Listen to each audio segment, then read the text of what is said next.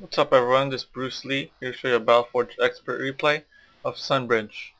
So Sunbridge is a 2-player map, so again I'm going to be getting some help from MagicBullet.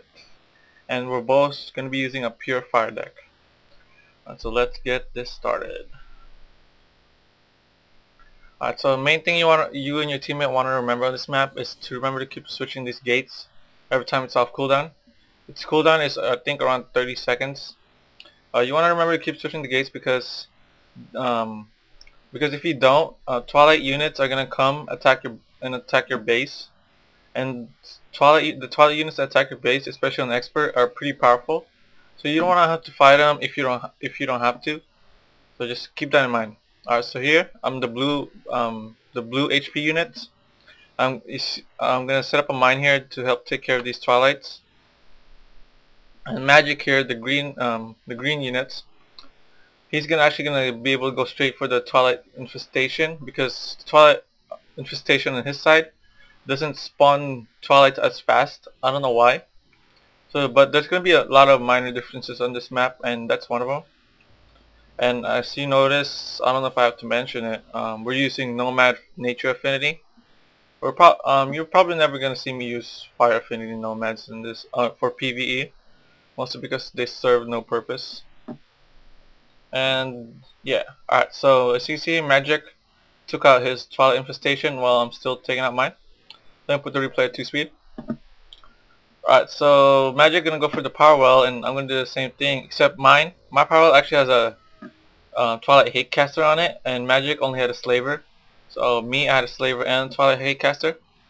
But it's no problem since I'm just gonna cast Suppression on it twice actually. Because if I don't, this Hatecaster is gonna take out my Nomads pretty easily. Magic going for the second Power Well.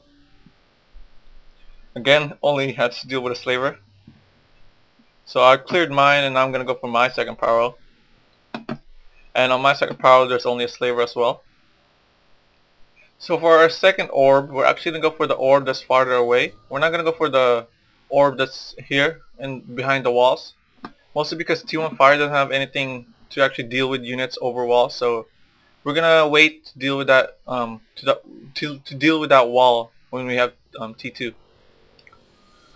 One of my Nomads actually died earlier, so I had to summon another one. As you can see here, I took out that camp pretty easily, just with a little bit of mine. Only the Slavers actually survived. And Magic here actually gonna do the same thing. He's actually gonna have a little bit more trouble because his second orb actually isn't as clear as mine. His is actually very close to the big Twilight mob over here, while mine wasn't. And there's actually a Hatecaster on my second orb, so again I had to cast Suppression on it. So I've cleared my second orb. Now I'm just waiting to get some more power to actually be able to build them.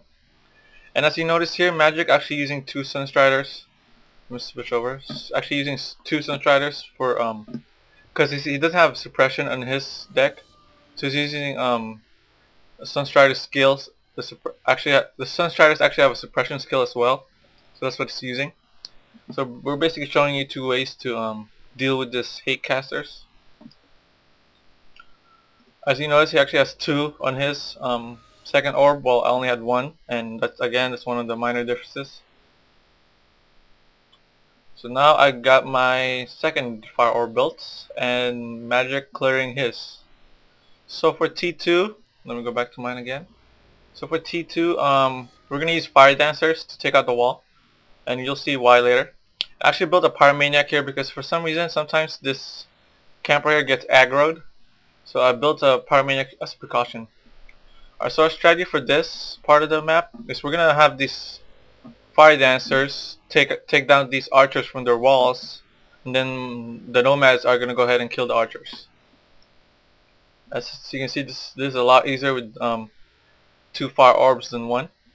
By the way, you can just use Fire Stalkers for this part. You don't have to use Fire Dancers. Fire Stalkers and Fire Dancers actually do the same thing.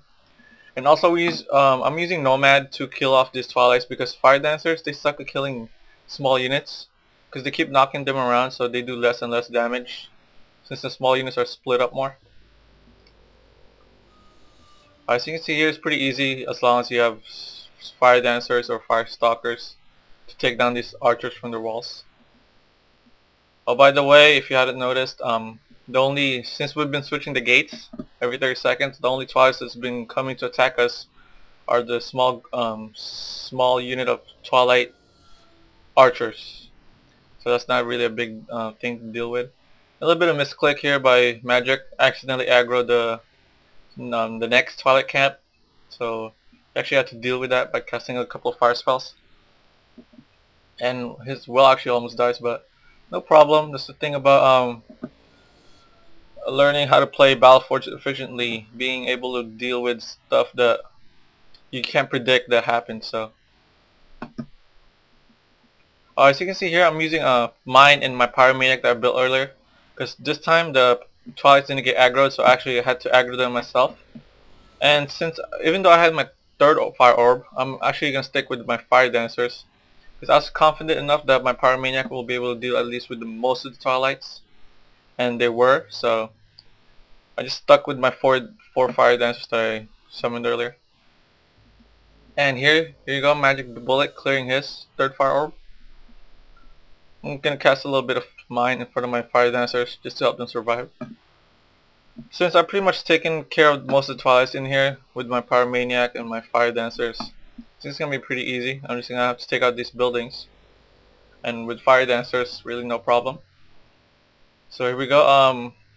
Magic using Banner of Glory to get some Void Power back a lot faster when he kills off his units. He's actually going to use Magma Hurlers for his. Because he doesn't like using Pyromaniacs as much as I do. I love Pyromaniacs.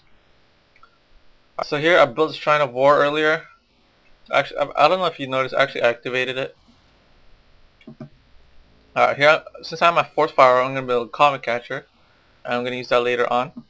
So here's MagicBullet attacking the third camp to clear his fourth Fire Orb. So this third camp, no problem against Magma Hurlers, especially with Unity. Oh, by the way, I don't know if I've mentioned this in my other videos. Unity, I know there's two affinities. They're actually stacked together. So casting Unity Frost and Unity Nature on the same units that you have is actually really helpful, because they take 25% less damage and they heal up a bit. And with the pure fire deck, that's very important. So summon a material. Actually, right now, I'm actually waiting for MagicBullet, because you don't want to take out your Army Power Shrine if your teammate's not ready to take it out. Because if you take out your Army Power Shrine, the Twilight units that come out of the gates, they get stronger, and switching the gates won't matter as much. So now I'm just waiting for Magic to be ready to take out his. Oh, by the way, right there, MagicBullet killed his Magma Hurlers close to the Banner of Glory.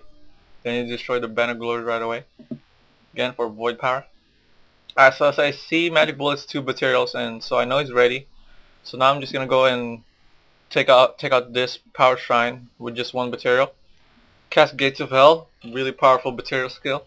And I'm actually gonna cast Comet Catcher right now, but it has a delay, like I think 4 seconds or 3 seconds, whatever, before it actually fires. So it's not gonna land till right now, right there. And killed off my Power Shrine now. And my material is actually gonna die right here. No problem. I took out my Power Shrine. I got my job done. And here, MagicBullet actually gonna use 2 materials instead to take out this camps. And actually, it's actually gonna do a little fire spell timing here. He's gonna cast Inferno and then Fire Sphere, then run away his materials.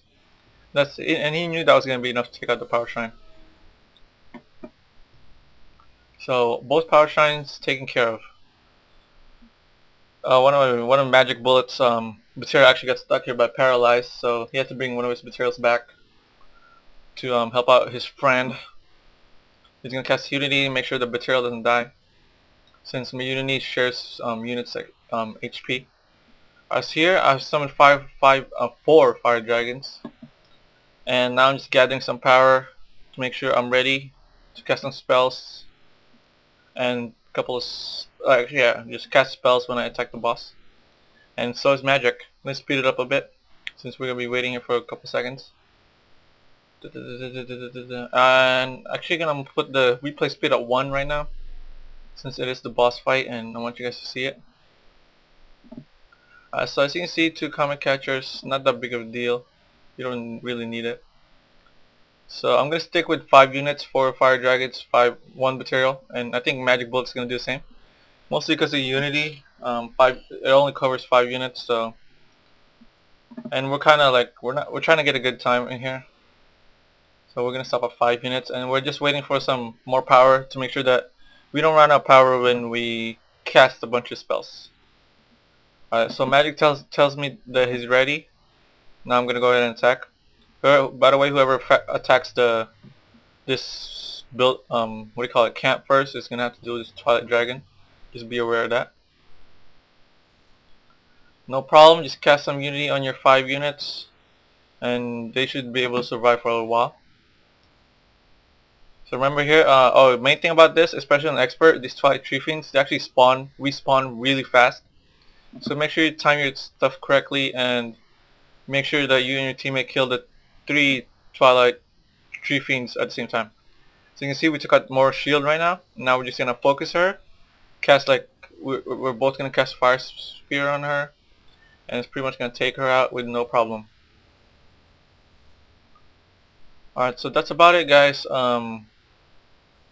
Thank you guys for watching. I hope you guys enjoyed my replay. Again, thanks for MagicBullet for helping me out, and I guess see you guys next time.